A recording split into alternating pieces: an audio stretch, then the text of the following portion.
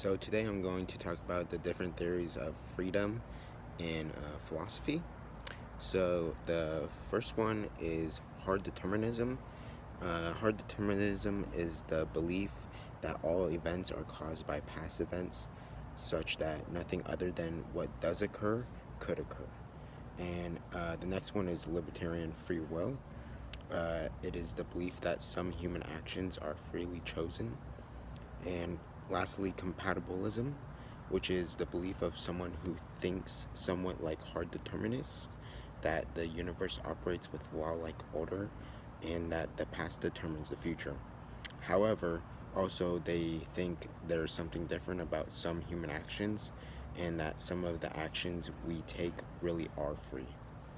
And next, I'm going to discuss about which theory is which theory best explains the man's actions.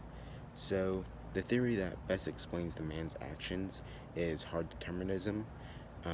As said in like the crash course video, he says you can think you're choosing to act in ways that conform to the character that you've selected and shaped for yourself, but even that choice is the result of all sorts of already determined factors about you and your place in the world. So in this case, for the man's actions, he did it because of he could have possibly did it because of past factors that may have affected him throughout his life and not because of his tumor.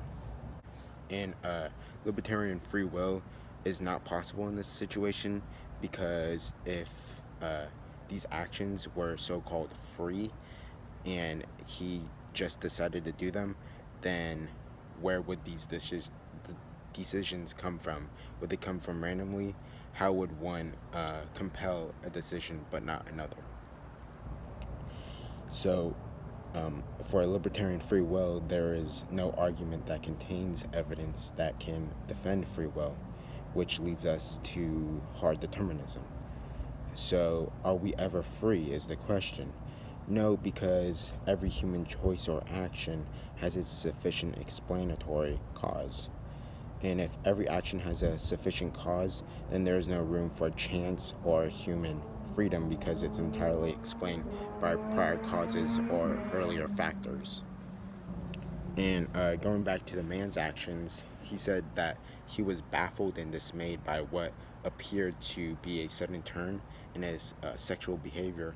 And when the tumor was removed, so was his pedophilic impulses. However, it happened again a year later. So even though where the tumor in the brain was removed that controlled the sexual behavior, he still had acted out rather than not acting upon it, which leads to what may have happened to past events that led to that choice.